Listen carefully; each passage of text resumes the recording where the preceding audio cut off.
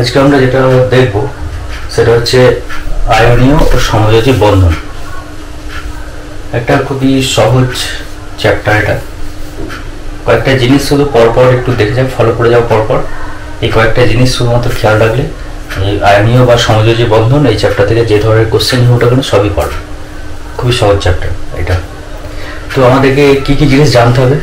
আমাদেরকে, তোমরা জানো যে আমাদেরকে পর্যায় সারণী যে 1 থেকে 20 পর্যন্ত যে মৌলগুলো আছে, 1 থেকে 20 পর্যন্ত, সেই মৌলগুলোর নামটা এবং তাদের পরমাণু ক্রমাঙ্ক আর তাদের যে ইলেকট্রন বিন্যাস সেগুলো তোমরা পড়ে এসছো, মনে আছে হয়তো। আর যদি সেইটুকু সময় তোমাকে জেনে রাখতে হবে, ওইটুকু তোমাকে একটু মনে রাখতে হবে, ব্যাস আর কিছু নয়। যদি ভুলে গিয়ে থাকো আমি আরেকবার দেখিয়ে দিচ্ছি। পর্যায় সারণীর যে 1 থেকে 20 পর্যন্ত যে মৌলগুলো আছে সেই মৌলগুলোর ইলেকট্রন বিন্যাসটাকে শুধুমাত্র তোমাকে একটু জেনে রাখতে হবে, ব্যাস আর কিছু নয়। এইটুকু মনে রাখতে পারলেই সব কাজ হয়ে যাবে। আর পরমাণু 1 থেকে 20 পর্যন্ত মৌলগুলোকে মনে রাখতে হবে 1 থেকে 20 পর্যন্ত। প্রথমে কি মৌল আছে বলো? প্রথমে আছে হাইড্রোজেন। হাইড্রোজেনের ইলেকট্রন সংখ্যা কত? হাইড্রোজেনের ইলেকট্রন সংখ্যা হচ্ছে 1। তাহলে এই যে ইলেকট্রন বিন্যাস সেটা কি ধরনের? এর যে ইলেকট্রন বিন্যাস, এই জিনিসটা তোমাকে একটু জেনে রাখতে হবে। ইলেকট্রন বিন্যাসটা এগুলো সব পড়ে এসো তোমরা, যে কে কক্ষপথ, একটাই কক্ষপথ, একটা কক্ষপথে কটা ইলেকট্রন থাকবে? একটাই থাকবে, একটাই ইলেকট্রন আছে। হাইড্রোজেনের পর কি আছে? হিলিয়াম। হিলিয়ামের ইলেকট্রন সংখ্যা 2। তাহলে কে কক্ষপথে কি হবে? সর্বোচ্চ 2টো ইলেকট্রন থাকে। তারপর কি আছে? লিথিয়াম। লিথিয়ামের হচ্ছে 3। তো কে কক্ষপথ আর এল কক্ষপথ, 2টো কক্ষপথ লাগে। কে কক্ষপথে 2টো হলো, আর একটা এল কক্ষপথে একটা, ঠিক আছে। লিথিয়ামের পর কি আছে? বেরিলিয়াম। বেরিলিয়াম হচ্ছে 4। তাহলে কে আর এল, কে কক্ষপথে কটা? 2টো। 4-এর মধ্যে তাহলে আর পড়ে থাকলো কত? 2টো, ঠিক আছে। যদি না জানা থাকে তাহলে একটু তাড়াতাড়ি একটু লিখে নাও। আমি 1 থেকে 20 পর্যন্ত একবার বলে দিচ্ছি, তারপর আমরা চলে যাচ্ছি কীভাবে বন্ধনগুলো তৈরি হয় সেটা দেখবো। হয়ে গেছে? বেশ। বেরিলিয়ামের পরে কি আছে বলবে? বোরন। এরপর হচ্ছে বোরন। বোরনের ইলেকট্রন সংখ্যা কত? 5। তাহলে কিরকম ভাবে সজ্জাটা হবে? কে এল, কে তে 2, তারপর এল এ 3। তারপর কি? কার্বন। কার্বনের 6, ইলেকট্রন সংখ্যা হচ্ছে 6। তো কে কক্ষপথ, এল কক্ষপথ, কে তে হচ্ছে 2টো, 6টার মধ্যে তারপরে থাকছে কটা? 4টে। তারপর কি আছে? নাইট্রোজেন। নাইট্রোজেনের কত? 7। কে এল, কে তে হচ্ছে 2টো, কে তে সব থেকে বেশি 2টো ইলেকট্রনই থাকতে পারে, তার বেশি ইলেকট্রন থাকবে না। তাহলে 7-এর মধ্যে 2টো এখানে থাকলো, বাকি থাকছে 5টা পরের কক্ষপথে। তারপর কি আছে? অক্সিজেন। অক্সিজেন কত? 8। 8 হলে কে এল, কে তে কত হবে? কে তে সব থেকে বেশি 2টোই থাকতে পারে, তাহলে 8-এর মধ্যে 2 যদি এখানে থাকে তাহলে পরে থাকছে কত? 6। হয়েছে? পজ করো, এঁকে নাও, লিখে নাও। ঠিক আছে? বেশ। এরপর দেখো অক্সিজেনের পর কি আছে? ফ্লুরিন। অক্সিজেনের পর আছে ফ্লুরিন। ফ্লুরিনের ইলেকট্রন সংখ্যা হচ্ছে 9। তাহলে সজ্জাটা কেমন হবে? প্রথমে 2, তারপর হচ্ছে 7, তারপর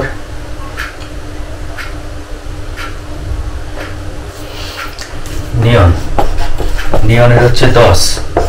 কে এল, কে তে হচ্ছে 2, তারপর হচ্ছে 8। তারপর কি আছে? সোডিয়াম। সোডিয়ামের হচ্ছে 11, কে এল। আচ্ছা, এবার দেখো, আচ্ছা এই নিয়নের ইলেকট্রন বিন্যাসটাকে একটু বক্স করে রাখবে। আচ্ছা, আর ওইদিকে যে হিলিয়ামটা বলেছিলাম, হিলিয়ামটা, নিয়নটা আর একটা বলে দেবো। তো এই তিনটা একটু বক্স করে রাখবে, একটু আলাদা একটু। এই মৌলগুলো আলাদা মানে কি? এই মৌলগুলোকে নিষ্ক্রিয় মৌল বলা হয়। ওইদিকে প্রথমে দেখো হিলিয়াম লিখেছি 2 নম্বরে যেটা আছে হিলিয়াম, সেটাকে বক্স করে নাও। এদিকে নিয়নটাকে করে নাও, নিয়ন, নিয়ন। এটা কি বলে? নিয়ন। আর এটা কি? এটা কি? সোডিয়াম।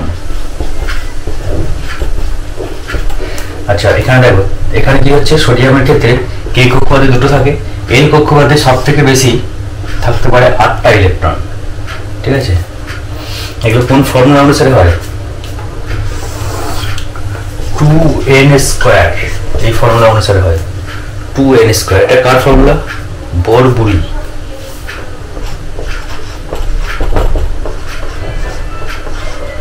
বোরবুরি স্কিম, প্রস্তাবনা।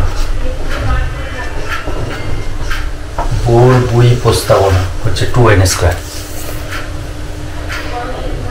তো এই 2n² রুল অনুসারে হয়, যদি n সমান 1 হয়, n সমান 1 হয় তাহলে 2n² ইকুয়াল কত হবে 2। n সমান যদি 2 হয় তাহলে 2n² ইকুয়াল কত হবে 8। n সমান যদি 3 হয় তাহলে 2n² ইকুয়াল কি হবে 18। n ইকুয়াল টু 4 যদি হয় তাহলে 2n² ইকুয়াল কি হবে 4 4 16, 16 2 32, 32। n ইকুয়াল টু যদি 5 হয় তাহলে 2n² ইকুয়াল কি হবে 5 5 25, 25 2 50, এরকম হবে। তার মানে কি এর অর্থ হচ্ছে n প্রথম কক্ষপথে যদি প্রথম কক্ষপথে সব থেকে বেশি ইলেকট্রন থাকতে পারবে কটা, দুটো প্রথম কক্ষপথে। দ্বিতীয় কক্ষপথে সব থেকে বেশি ইলেকট্রন কটা থাকতে পারবে, 8টা, ঠিক আছে। তৃতীয় কক্ষপথে সব থেকে বেশি ইলেকট্রন কটা থাকতে পারবে, 18টা। চতুর্থ কক্ষপথ n = 4, সেখানে সব থেকে বেশি ইলেকট্রন কটা থাকতে পারবে, 32টা। পঞ্চম কক্ষপথ, তারপরের কক্ষপথ বা কে কক্ষপথ, এটাকে আমরা কে কক্ষপথ বলি, এল কক্ষপথ বলি, n = 4 মানে হচ্ছে m কক্ষপথ বলি। তারপর n কে এল এম এন ও, ঠিক আছে। ও কক্ষপথ সব থেকে বেশি ইলেকট্রন থাকতে পারে 50টা। আচ্ছা এবার দেখো সোডিয়ামের ইলেকট্রন সংখ্যা কটা, 11টা। তাহলে কে কক্ষপথে সব থেকে বেশি ইলেকট্রন কটা থাকতে পারে, প্রথম কক্ষপথে সব থেকে বেশি থাকতে পারে দুটো লিখেছি। এল কক্ষপথে সব থেকে বেশি ইলেকট্রন কটা থাকতে পারবে, 8টা। 8এর বেশি তার এখানে থাকতে পারবে না। তাহলে কি করতে হবে, তাহলে আমার নতুন একটা কক্ষপথ নিতে হবে, কে এল, তারপর কক্ষপথের নাম হচ্ছে এম। তাহলে এম কক্ষপথে আর কটা থাকবে দেখো, 2 এর আগে 10, 10 এর আগে 11, একটা থাকবে। আচ্ছা সোডিয়ামের পরে কি আছে, ম্যাগনেসিয়াম ইলেকট্রন সংখ্যা হচ্ছে 12। তাহলে এটার কিরকম সজ্জাটা হবে, প্রথম কক্ষপথে দুটো, এল কক্ষপথে হচ্ছে 8টা, আর এম কক্ষপথে কটা থাকবে, 8 যদি 10, 10 আর কত পড়ে থাকছে 2, 12টা। এরপর কি আছে, অ্যালুমিনিয়াম ইলেকট্রন সংখ্যা আছে 13। তাহলে সজ্জাটা কেমন হবে, 2, তারপর 8, তারপর 3, ঠিক আছে। পজ করে লিখে নাও, কিছু করা দেবে না, শুধুমাত্র ভিডিওটা দেখলে হয় না, এগুলো নোট করতেই হবে। নোট না করলে কিছু শিখতে পারবে না, নোট করে যেতে হবে। লেখাপড়া আগে, লেখা তারপরে পড়া।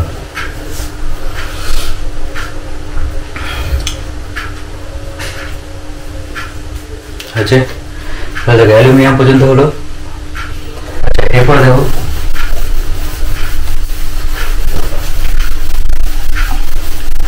অ্যালুমিনিয়াম হলো 13। অ্যালুমিনিয়ামের পরে কি আছে, 14তে সিলিকন।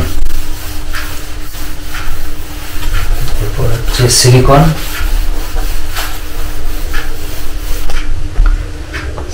সিলিকনের হচ্ছে তোমার 14। তাহলে কে এল এম, কে কক্ষপথে কটা থাকে, দুটো, এল এর সব থেকে বেশি 8টা, 8 দিয়ে 10, 10 আর এখানে কটা থাকবে, 4টে। তারপর কি আছে, ফসফরাস আছে 15, কে এল এম 2, 8, 5।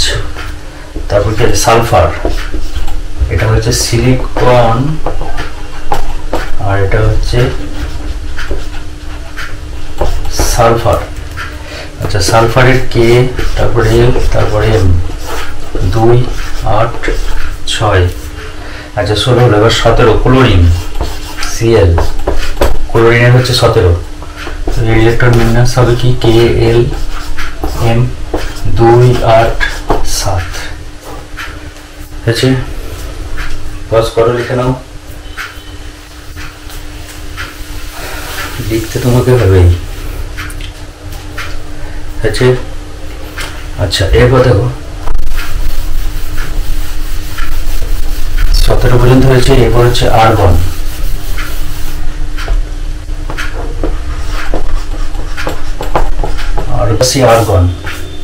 আর্গনের হচ্ছে 18, কে এল এম 2, 8, তারপর 8। আচ্ছা একটু আগে বলছিলাম না যে আর্গন কতগুলো আমি বক্স করে নিতে বলছি, এটাকে বক্স করলাম। আর্গনটা এটা হচ্ছে নিষ্ক্রিয় মৌল, এটাও হচ্ছে নিষ্ক্রিয় মৌল, ঠিক আছে। যেগুলো নিষ্ক্রিয় মৌল সেগুলো খুব ইম্পর্টেন্ট, সেগুলোকে বক্স করে রাখবো। এবার দেখো আর্গনের পরে 18 পর 19 হচ্ছে তোমার পটাশিয়াম। পটাশিয়াম হচ্ছে 19 আর ক্যালসিয়াম, পটাশিয়ামের চিহ্ন কি কে, আর ক্যালসিয়াম হচ্ছে Ca, ক্যালসিয়াম হচ্ছে 20। আচ্ছা এদের ক্ষেত্রে এবার দেখো আরো একটা এক্সট্রা উপহার লাগে, এই জায়গাটাকে খেয়াল রাখবে। কেউ 2 8 তারপর 8 তারপর 1, এখানে হয় 2 8 8 2, এটা হচ্ছে ক্যালসিয়ামের ইলেকট্রন বিন্যাস। ঠিক আছে, এই ইলেকট্রন বিন্যাস, এই 20টা ইলেকট্রন বিন্যাস তোমাকে মনে রাখতেই হবে। এই 20খানা ইলেকট্রন বিন্যাস তোমার করা হয়ে থাকলে তোমার এরপরে আর যে সমযোজী বন্ধন বা আয়নীয় বন্ধন এগুলোতে আর কোনো সমস্যাই হবে না। এগুলো তো আমরা পড়ে এসছি অনেক নিচে, ক্লাস থেকে পড়েছি, যদিও ক্লাস 7 8 করে এসছো। বেশ ঠিক আছে, এটা খুব দরকার, এটা লাগবে। বেশ হয়ে গেছে, তাহলে দেখে নিয়েছি সব। তাহলে আমরা বক্স করলাম কোনটা কোনটা দেখো, আর্গনকে বক্স করেছি, আর এর উপরে কি ছিল, নিয়ন ছিল, আর তার উপরে কি ছিল, হিলিয়াম। এই তিনটাকে বক্স করে গেছে, এই তিনটের পাশে লিখে রাখবে নিষ্ক্রিয় মৌল। হয়েছে, এবার দেখো এই ইলেকট্রন বিন্যাসটা আমাদের জানাটা দরকার। ইলেকট্রন বিন্যাসটা জানলে তাহলে তুমি আয়নীয় বন্ধন বা সমযোজী বন্ধনটা বুঝতে পারবে। দেখো আমরা একটা জিনিস বললে, একটু আগে বললাম যে নিষ্ক্রিয় মৌল যেগুলো আছে, সেই নিষ্ক্রিয় মৌলগুলো কেন নিষ্ক্রিয়, এদেরকে নিষ্ক্রিয় মৌল বলা হচ্ছে কেন? ইংরাজিতে আবার বলে এদেরকে নোবেল গ্যাস, এগুলো বলে নোবেল গ্যাস। নোবেল মানে কি, ভদ্র বা মহৎ। ঠিক আছে, নোবেল মানে কি, ভদ্র বা মহৎ এসব বলে। তো নিষ্ক্রিয় গ্যাস কোনগুলো, helium, neon, argon, krypton, xenon, radon, Xe, radon. ঠিক আছে, এগুলো সব হচ্ছে। আচ্ছা দেখো এগুলোকে কেন এটার গুরুত্বটা বেশি, এই যে নিষ্ক্রিয় মৌল, এই যে নিষ্ক্রিয় মৌল এগুলো helium, neon, argon, krypton, xenon, radon, এগুলো সব নিষ্ক্রিয় গ্যাস। নিষ্ক্রিয় গ্যাস ইংরেজিতে এদেরকে বলা হয় নোবেল গ্যাস। তো নোবেলের মানে হচ্ছে তোমার জানো যে ভদ্র বা মহৎ। ভদ্র বা মহৎ কাদেরকে বলা হয়, যারা কোনো রকম কোনো ঝামেলায় ধরো থাকে না, থাকতে চায় না, মানে কোনো রকম সমস্যার সৃষ্টি, ঝামেলার মধ্যে যেতে চায় না আর কি, যারা, তারাই হচ্ছে নোবেল গ্যাস, সেটা তাদেরকে বলে নোবেল। তো সেই রকম আর কি এই নিষ্ক্রিয় গ্যাস এরা যারা আছে, এই যে নিষ্ক্রিয় গ্যাসগুলো আজ পর্যন্ত কোনো দেখতে পাবে না কেউ এরা অন্য কোনো মৌলের সঙ্গে যুক্ত হয়ে কোনো যৌগ তৈরি করেছে। ঠিক আছে, এরা হচ্ছে সেই জন্য এরা সেপারেট, মানে এরা পৃথক থাকে, মানে হিলিয়াম হিসাবে থাকে, নিয়ন হিসাবে পাবে, অন্য কোনো যৌগের সঙ্গে এরা যুক্ত, অন্য কোনো মৌলের সঙ্গে যুক্ত হয়ে এরা যৌগ তৈরি করে না। ঠিক আছে, কোনো রকম রাসায়নিক বিক্রিয়াতে এরা অংশগ্রহণ করে না। এরা হচ্ছে কোনো রকম রাসায়নিক বিক্রিয়ায়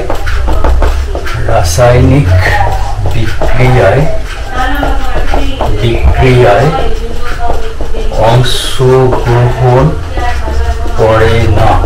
এরা কোনো রকম রাসায়নিক বিক্রিয়াতে অংশগ্রহণ করে না, সেই জন্য এদেরকে বলা হয় নিষ্ক্রিয়। নিষ্ক্রিয় বলার কারণটা কি, নিষ্ক্রিয় বলে এই কারণে যে এরা কোনো রাসায়নিক বিক্রিয়াতে অংশগ্রহণ করে না, সেই জন্য এদেরকে বলা হয় নিষ্ক্রিয় মৌল। ঠিক আছে,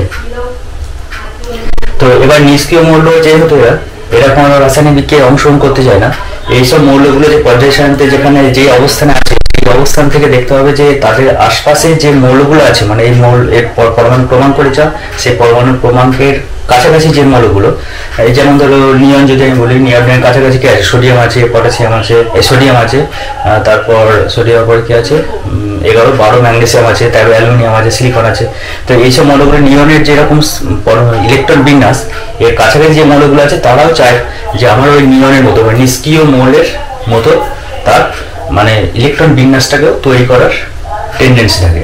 যেখানে যে যার কাছাকাছি যে নিষ্ক্রিয় মৌলটা পর্যায় সারণীতে দেখবে, এই যে এদের যে অবস্থান, সেই অবস্থানের কাছাকাছি যে মৌলগুলো আছে, সেই মৌলগুলো চায় তাদের ইলেকট্রন বিন্যাসটা হোক এই নিষ্ক্রিয় মৌলগুলোর মতো, মানে সবাই চেষ্টা করে যে নিষ্ক্রিয় মৌলের মতো ইলেকট্রন বিন্যাসটাকে তৈরি করার জন্য।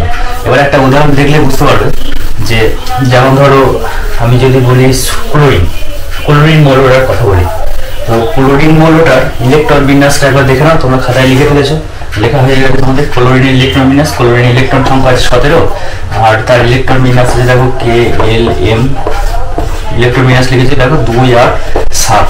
আর ক্লোরিনের কাছাকাছি যে নিষ্ক্রিয় মৌল দেখো এটাকে বক্স করতে বলেছিলাম আমি। ক্লোরিনের কাছাকাছি যে নিষ্ক্রিয় মৌল সেটাকে লিখে দেখো আর্গন। আর্গনের ইলেকট্রন সংখ্যা আছে 18। তো এটা দেখো কে এল এম কক্ষপথগুলো দেখো 2 8 8 এরকম ইলেকট্রন থাকে, মানে আর্গনের ক্ষেত্রে 2 8 8। আর ক্লোরিনের ইলেকট্রন বিন্যাসটা কিরকম দেখতে পাচ্ছ 2 8 7, তাই তো? তাহলে এ দেখো ক্লোরিনটাও চাই তার কাছাকাছি যে নিষ্ক্রিয় মৌল আর্গন তার মতো ইলেকট্রন বিন্যাসটাকে তৈরি করে। তাহলে ক্লোরিন যদি তার কাছাকাছি নিষ্ক্রিয় মৌলের মতো ইলেকট্রন বিন্যাসটা তৈরি করতে চায় তাহলে তার ক্লোরিন ছিল এরকম, তাকে করতে হবে এরকম। তাহলে এর মধ্যে করতে গেলে তাকে কি করতে হচ্ছে, কোথায় পার্থক্যটা আছে দেখো তো। 2 2 ঠিক আছে, 8 8 ঠিক আছে, 7 আছে, এখানে 8 আছে। তাহলে একে কি করতে হবে, ক্লোরিনকে এই যে শেষ কক্ষপথে 7টা ইলেকট্রন আছে এই 7টাকে দায়িত্ব করতে আরেকখানা ইলেকট্রনকে কোনো জায়গা থেকে জোগাড় করতে হবে।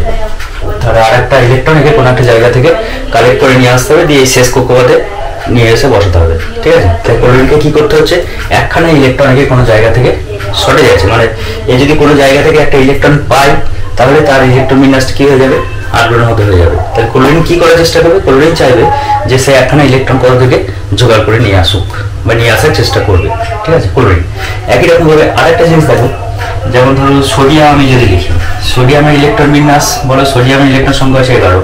তাহলে ইলেকট্রন বিন্যাসটা কেমন, কে এল এম। কে কক্ষপথে দেখো 2, এল এ 8টা আর এম কক্ষপথে 1টা। তো সোডিয়ামের কাছাকাছি যে নিষ্ক্রিয় মৌলটা আছে সেটাকে একবার দেখো, খাতার মধ্যে দেখো লেখা আছে, তোমাদের লিখে ফেলেছো, কি আছে বলো, নিয়ন। আচ্ছা, নিয়নের ইলেকট্রন সংখ্যা কত, 10 10। তাহলে ইলেকট্রন বিন্যাসটা কিরকম আছে দেখো, কে এল, প্রথম কক্ষপথে 2, তারপরে কক্ষপথে 8টা, ঠিক আছে? এটা হচ্ছে নিয়ন। নিয়নের ইলেকট্রন বিন্যাস এটা, সোডিয়ামের ইলেকট্রন বিন্যাস এটা। সোডিয়ামটা নিষ্ক্রিয় মৌল কাছাকাছি, নিষ্ক্রিয় মৌল নিয়নের কাছাকাছি হওয়ার চেষ্টা করবে। সোডিয়ামের কি অবস্থা, যে 2 8 1, এ কি আছে 2 8, তার শেষ কক্ষপথে ইলেকট্রন নেই। তাহলে এ যদি সোডিয়াম যদি চাই যে আমি নিয়ন হবো, নিয়নের মতো আমি ইলেকট্রন বিন্যাসটা তৈরি করবো, তাহলে সোডিয়ামকে কি করতে হবে, এর এই যে শেষ কক্ষ দেখো 2 2 মিল আছে, 8 8 ঠিক আছে, এই শেষ কক্ষপথে যে একটা অতিরিক্ত ইলেকট্রন আছে সেই ইলেকট্রনটাকে এখান থেকে ছেড়ে দিতে হবে, তাই তো? এই যদি শেষ কক্ষপথে এই একটা ইলেকট্রন ছেড়ে দেয়, বাদ দিয়ে দেয় বা সরিয়ে দেয় বা কাউকে দিয়ে দেয়, তাহলে কি হয়ে যাবে, তার সোডিয়ামটা তখন নিয়নের মতো ইলেকট্রন বিন্যাসটা গঠন করতে পারবে, ঠিক আছে? তো তাহলে আমি একটা জিনিস দেখতে পারি, যদি ধরো এখানে আমার ক্লোরিন মৌলটা আছে আর ধরো এই সোডিয়াম মৌলটা আছে, তো এই দুটো মৌলের মধ্যে এরা দুজনে নিষ্ক্রিয় মৌলের মধ্যে গঠন করতে চায়। এখানে দেখতে পাচ্ছ ক্লোরিনের শেষ কক্ষপথে 7খানা ইলেকট্রন, এর একটা ইলেকট্রন কোন জায়গা থেকে সে জোগাড় করতে চায়। আর দেখো সোডিয়ামের শেষ কক্ষপথে কটা ইলেকট্রন, একটা অতিরিক্ত ইলেকট্রন আছে, একটা এক্সট্রা ইলেকট্রন আছে। তো এই একটা ইলেকট্রন যদি ছেড়ে দেয় তাহলে এই নিষ্ক্রিয় মৌলের মতো হবে, আবার এই যদি একটা ইলেকট্রন কোথা থেকে গ্রহণ করতে পারে তাহলে এও নিষ্ক্রিয় মৌলের মতো হবে। তাহলে এই ধরনের দুটো মানে পরমাণু, এই ধরনের দুটো পরমাণু যদি পাশাপাশি আসে তাহলে তখন কি করবে, এর শেষ কক্ষপথে যে একটা ইলেকট্রন সেই ইলেকট্রনটা রেখে সম্পূর্ণভাবে দিয়ে দেবে। অর্থাৎ সোডিয়ামে দেখো আমি যদি কক্ষপথগুলোকে আঁকি, সোডিয়ামের শেষ কক্ষপথে যে একটা ইলেকট্রন পড়ে আছে, আর এই যে ক্লোরিনের শেষ কক্ষপথে কটা ইলেকট্রন আছে, 7টা, 2 3 4 5 6 7। শেষ কক্ষপথে ক্লোরিনে দেখো 7টা ইলেকট্রন আছে, আর সোডিয়ামের শেষ কক্ষপথে একটা ইলেকট্রন আছে। এই একটা ইলেকট্রন যদি সম্পূর্ণভাবে ক্লোরিনকে দিয়ে দেয়, একটা ইলেকট্রন যদি সম্পূর্ণভাবে ক্লোরিনকে দিয়ে দেয় তাহলে কি হয়ে যাবে, Na সোডিয়ামটা একখানা ইলেকট্রন মাইনাস করবে, দিয়ে তৈরি হয়ে যাবে Na+ আয়ন তৈরি করবে, আর ক্লোরিনটা সে একখানা ইলেকট্রন গ্রহণ করে তৈরি হবে Cl- আয়ন তৈরি হবে। এই যে Na+ আয়ন আর এখানকার Cl- আয়ন এরা যুক্ত হয়ে তৈরি করবে NaCl যৌগ, ঠিক আছে? তো এইভাবে দেখো একটা ইলেকট্রন সম্পূর্ণভাবে একজনকে দিয়ে দিল আর একজন সম্পূর্ণভাবে একটা ইলেকট্রন গ্রহণ করে নিল। এইভাবে এদের মধ্যে যে বন্ধনটা তৈরি হয়, এই যে যৌগগুলো তৈরি হয়, এই ধরনের যৌগগুলোকে বলা হয় তড়িৎযোজী যৌগ বা আয়নীয় যৌগ। তড়িৎযোজী যৌগ বা আয়নীয় যৌগ, ঠিক আছে? এইভাবে যদি এদের মধ্যে বন্ধন তৈরি হয়, যৌগ তৈরি হয়, এই যৌগগুলোকে বলা হবে আয়নীয় যৌগ বা তড়িৎযোজী যৌগ। তড়িৎযোজী যৌগ কোনগুলো হলো, তড়িৎযোজী যৌগ হচ্ছে সেইগুলো যেগুলো কি করবে, তার শেষ কক্ষপথে একটা ইলেকট্রন, একজন ইলেকট্রন দান করে দেবে, ছেড়ে দেবে একজন ইলেকট্রন, আর একজন সেই ইলেকট্রনটা গ্রহণ করবে। এইভাবে তাদের যে যৌগটা তৈরি হয়, এইভাবে আয়নীয় বন্ধনের মাধ্যমে, এইভাবে বন্ধনের যে বন্ধনটা তৈরি হয় সেই বন্ধনটাকে বলা হয় আয়নীয় বন্ধন। এইভাবে যে যৌগটা তৈরি হয়েছে, এই যৌগের জন্য যে বন্ধনটা সৃষ্টি হলো, এই বন্ধনটাকে বলা হবে আয়নীয় বন্ধন, ঠিক আছে? এই আয়নীয় বন্ধন বলে এটাকে। এই আয়নীয় বন্ধন বা আয়নীয় বন্ধন দ্বারা যদি যুক্ত হয়, মানে ইলেকট্রনের একজন আদান প্রদানের মাধ্যমে ইলেকট্রন সম্পূর্ণভাবে একজন দিয়ে দেবে অন্যজনকে, আর সে সম্পূর্ণভাবে ইলেকট্রনটা গ্রহণ করে নেবে।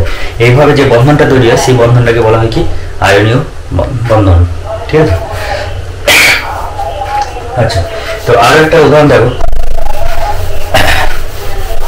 ইলেকট্রনের তাহলে আদান প্রদানের মাধ্যমে ইলেকট্রন সম্পূর্ণভাবে একজন ছেড়ে দিচ্ছে আর একজন সম্পূর্ণভাবে সেই ইলেকট্রনটা গ্রহণ করে নিচ্ছে।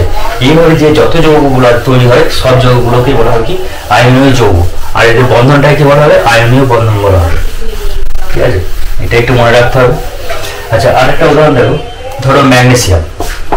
ম্যাগনেসিয়ামের ইলেকট্রন বিন্যাস দাও। ম্যাগনেসিয়ামের ইলেকট্রন বিন্যাস হচ্ছে কে কক্ষপথে দুটো, এল কক্ষপথে 8টা, এম কক্ষপথে হচ্ছে দুটো। শেষ কক্ষপথে তাহলে কটা ইলেকট্রন আছে ম্যাগনেসিয়ামে? শেষ কক্ষপথে ইলেকট্রন আছে দুটো। ঠিক আছে। আচ্ছা, এবার ধরো ক্লোরিন, দুখানা ক্লোরিন পরমাণু আছে। যে ক্লোরিন পরমাণুগুলো শেষ কক্ষপথে দেখো 7খানা করে ইলেকট্রন আছে, 4 5 6 7। এই একটা ক্লোরিন পরমাণু, এখানেও শেষ কক্ষপথে 3 3 6 7 7খানা ইলেকট্রন আছে। তো এই যে তিনটে পরমাণু যদি পাশাপাশি আসে থাকে, তাহলে কি হবে ম্যাগনেসিয়ামের এই শেষ কক্ষপথে যে একটা ইলেকট্রন, এই ইলেকট্রনটা তো অতিরিক্ত ইলেকট্রন।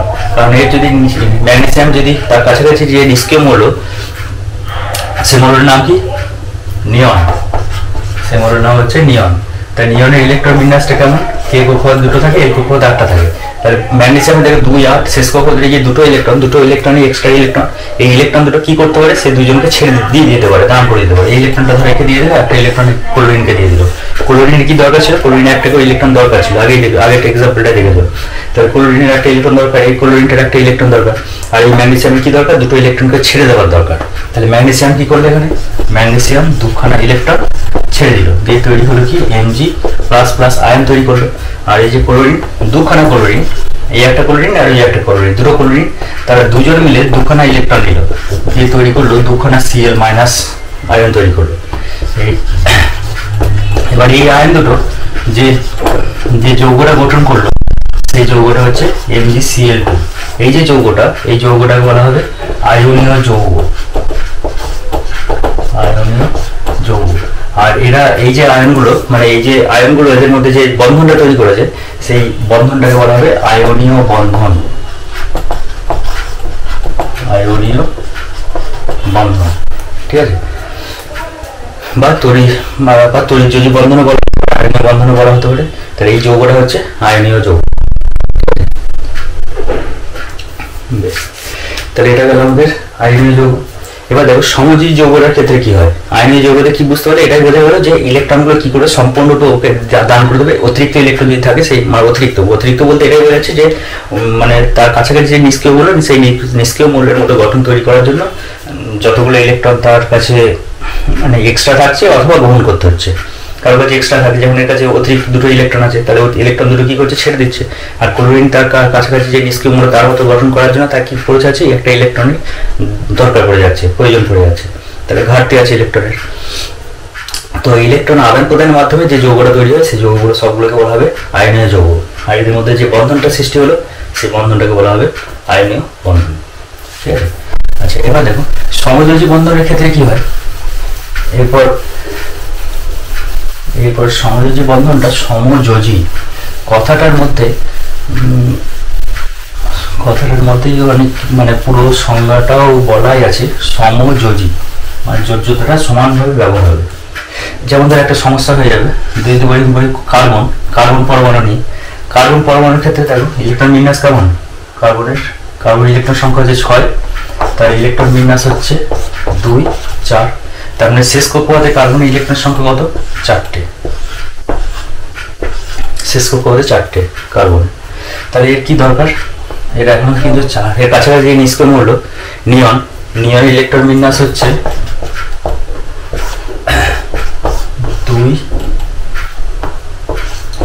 2 আর 8। তাহলে এর 2 আর 4 আছে, তাহলে এর এখনো 4খানা ইলেকট্রন বিন্দুর দরকার আছে।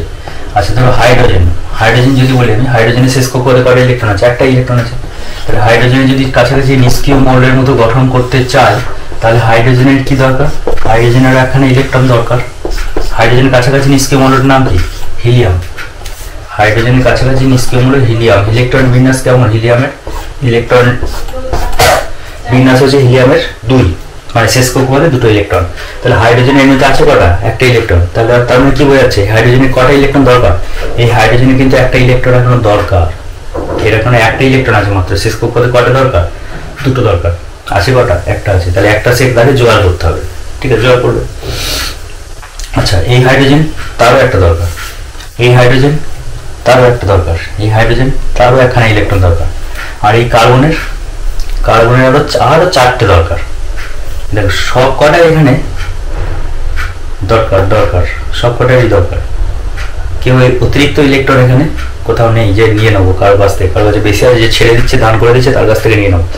এখানে কিন্তু সেই অবস্থা নেই, এখানে সবারই দরকার। এবার কি করবে, এই ধরনের যদি পরমাণুগুলো থাকে না, তখন এরা একটা নিজেদের মধ্যে একটা আন্ডারস্ট্যান্ডিং করে। কিরকম আন্ডারস্ট্যান্ডিং বলে? এরকম আন্ডারস্ট্যান্ডিং যে কার্বন বলে যে তো আমার যে ইলেকট্রনের ভাগ আছে আমি তোমাকে দেবো, তোমার ইলেকট্রনের ভাগ আমাকেও দিতে হবে, ঠিক আছে। তাহলে এদের মধ্যে ইলেকট্রনের একটা আন্ডারস্ট্যান্ডিং, সমঝোতা, শেয়ারিং চলে। এরকম শেয়ারিং কার্বন এই ইলেকট্রনের ব্যবহার, এই ইলেকট্রনটাকে ব্যবহার এই হাইড্রোজেনে করতে দিচ্ছে, আবার এই যে ইলেকট্রন তার ব্যবহারটাকে কার্বনকেও দিচ্ছে করতে, ঠিক আছে। এখানে দেখো, এখানেও এরা এর সঙ্গে একটা শেয়ারিং হলো, একটা ইলেকট্রনের এই দুটো ইলেকট্রন, তার মানে কি দেখাচ্ছে এই দুটো ইলেকট্রন সমানভাবে দুজনেই ব্যবহার করবে, কার্বনও ব্যবহার করবে আর হাইড্রোজেনও ব্যবহার করবে। এই দুটো ইলেকট্রন মানে হাইড্রোজেন তো এই ইলেকট্রনটা ছিল, এর চারিদিকে তো এটা ঘুরছিল, তার সঙ্গে এই ইলেকট্রনের শেয়ারও সে পাচ্ছে। তার মানে এই হাইড্রোজেন কটা হয়ে গেল? দুটো ইলেকট্রন হয়ে গেল। একই রকম ভাবে এখানেও একটা শেয়ার হয়, এখানেও একটা শেয়ার হয়, ঠিক আছে। তার মানে কি দাঁড়ালো, যে কার্বনের ঠিক আছে এই 4টে ইলেকট্রন তো ছিল, তার সঙ্গে দেখো 4টে হাইড্রোজেনে যে আরো 4টে ইলেকট্রন আছে, সেই 4টে ইলেকট্রনের শেয়ারও পেয়ে যাচ্ছে। তাহলে তাদের শেয়ারও যদি পেয়ে যায়, তাহলে কার্বনের ইলেকট্রন সংখ্যা কি হয়ে গেল শেষ কক্ষপথে? 8টা হয়ে গেল। 4টে তো ছিল আগে থেকে, তার সঙ্গে আরো এই 4টে ইলেকট্রনের ভাগ সে পাচ্ছে, তাহলে তার কি হয়ে গেল? 8টা হয়ে গেল। এটা আন্ডারস্ট্যান্ডিং। একই রকম ভাবে হাইড্রোজেন, এই হাইড্রোজেনের কি ছিল? একটা ইলেকট্রন ছিল, তার সঙ্গে কার্বনের আরো একটা ইলেকট্রনের শেয়ার পেয়ে গেল, ঠিক আছে। এইভাবে নিজেদের মধ্যে শেয়ার করে নিয়ে এইভাবে যদি কোনো যৌগ তৈরি হয়, সেই ধরনের যৌগগুলোকে বলা হয় সমযোজী যৌগ।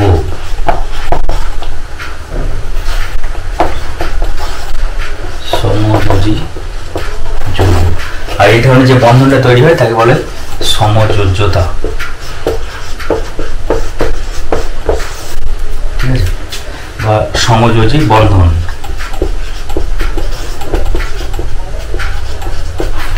এইভাবে যে বন্ধনটা তৈরি হলো এদের মধ্যে, এটা হচ্ছে সমযোজী বন্ধন। এটাকে লুইস ডটেও লেখা হয়। এই যে ইলেকট্রনগুলোকে তখন ডট ডট করে নিতে হয়, দিয়ে ছবিটাকে আঁকতে হয়। দিয়ে কিরকম ভাবে ছবিটাকে আঁকা হচ্ছে দেখো, কার্বন শেষ কক্ষপথে 4টে ইলেকট্রন, 4টে ডট দাও, ঠিক আছে। আচ্ছা, হাইড্রোজেনের একটা ডট, এখানে হাইড্রোজেনের একটা ডট, হাইড্রোজেনের একটা ইলেকট্রন ডট, হাইড্রোজেনের একটা ইলেকট্রন ডট, ঠিক আছে। এবার এই ইলেকট্রনটার সঙ্গে এটাকে শেয়ার করে দাও, এখানে এটাকে শেয়ার করে দাও, এটাকে এর মধ্যে এর সঙ্গে শেয়ার হচ্ছে, ইলেকট্রনটা এর সঙ্গে শেয়ার হচ্ছে, ঠিক আছে। অর্থাৎ এই যে শেয়ারগুলো হচ্ছে সেগুলোকে আমরা এইভাবে দাগ দিয়ে প্রকাশ করতে পারি, ঠিক আছে। এই যে যৌগটা তৈরি হয়েছে CH4 মিথেন, এই যে যৌগটা তৈরি হয়েছে এটা হচ্ছে CH4 মিথেন। এটা কি ধরনের যৌগ? সমযোজী যৌগ, সমযোজী যৌগ, ঠিক আছে। তাহলে এখানে একটা জিনিস থাকবে, এখানে যে ইলেকট্রনগুলোর মধ্যে কি ঘটলো, এখানে ইলেকট্রনগুলোর মধ্যে শেয়ার হলো, কিন্তু ইলেকট্রনগুলো পরস্পরকে শেয়ার, মানে আমার ইলেকট্রনের ভাগ তোমাকে দিচ্ছি, তোমার ইলেকট্রনের ভাগ আমাকে দিতে হবে, ঠিক আছে। এইভাবে শেয়ারের মাধ্যমে মানে সমানভাবে ব্যবহার, সমযোজী বলা হচ্ছে, সমানভাবে ব্যবহার করা হচ্ছে, ইলেকট্রনগুলোকে সমানভাবে ব্যবহার হচ্ছে। এইভাবে যে বন্ধনগুলো তৈরি হয় সেগুলো হচ্ছে সমযোজী বন্ধন, ঠিক আছে। আবার দেখো একটা এক্সাম্পল আছে, পজ করো, সব লিখে নেবে সব, ঠিক আছে। ড্রয়িং করবে, পজ করবে, সব আঁকবে, কিছু বাদ দেবে না। আচ্ছা, এবার দেখো আরেকটা উদাহরণ দেখো,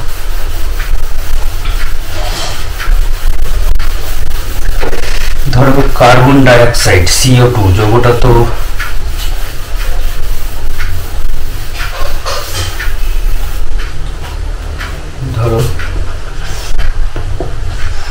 কার্বন আছে, কার্বনের শেষ কক্ষপথে কটা ইলেকট্রন জানো? কার্বনের শেষ কক্ষপথে 4টে ইলেকট্রন জানো ভালো করে তোমরা। আচ্ছা অক্সিজেন, অক্সিজেনের শেষ কক্ষপথে কটা ইলেকট্রন? 6টা ইলেকট্রন, তাই তো?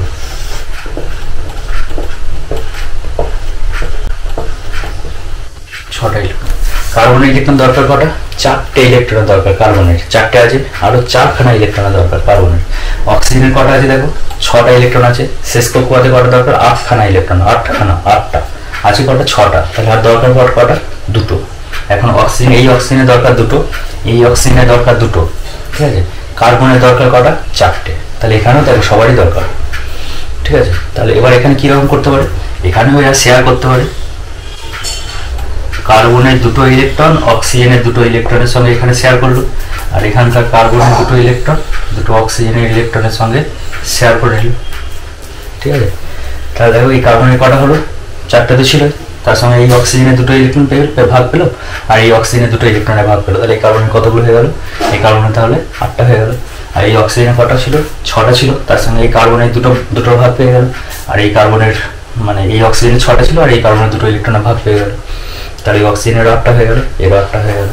তাহলে এইভাবে যে বন্ধনটা তৈরি হয়, 2টো করে বন্ধন হয়, ডবল বন্ড, 2টো করে ইলেকট্রন শেয়ার হলে ডবল বন্ড, CO2। এটা হচ্ছে একটা সমযোজী যৌগ।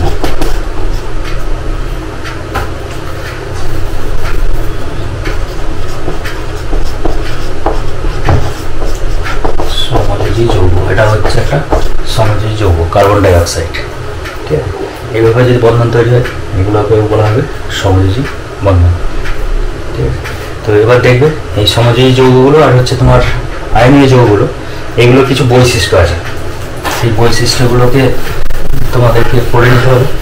কীরকম বৈশিষ্ট্য? সমযোজী যে আয়নীয় যৌগ যেগুলো, সেই আয়নীয় যৌগগুলো দেখবে তোমার সবগুলো আবার এরকম বলা হয় যে আয়নীয় যৌগগুলো কিন্তু প্রকৃতপক্ষে যৌগ কঠিন অবস্থায় থাকে না, আয়নিত অবস্থায় থাকে, ঠিক আছে? সেই জন্য সেই আয়নীয় সংকেত, সেই সংকেত ভর বলে কথাগুলো বলি না, সেই সমস্ত জিনিসগুলো চলে আসে। তো সমযোজী যৌগ এবং আয়নীয় যৌগের বৈশিষ্ট্যগুলো ওগুলোকে দেখে নেবে একবার। তো মেন বিষয়টা সমযোজী যৌগ এবং আয়নীয় যৌগের মধ্যে পার্থক্যের মেন বিষয় হচ্ছে এটা, ঠিক আছে? তো আরও অনেক কিছুই আছে সেই বস্তুগুলো, বাকি জিনিসটা তাহলে পরে হবে। মোটামুটি যে জায়গাগুলো তোমাদের আটকাতে পারে সামনে মাধ্যমিক পরীক্ষা, তো সেই জায়গাগুলো যত তাড়াতাড়ি পারি একটু পড়িয়ে দেওয়ার চেষ্টা করছি, ঠিক আছে? তো বাকিগুলো একটু দেখে নাও, আমি পরে আবার সেই সময় হয় আমি বাকিটা আবার দেখে দেবো, ঠিক আছে?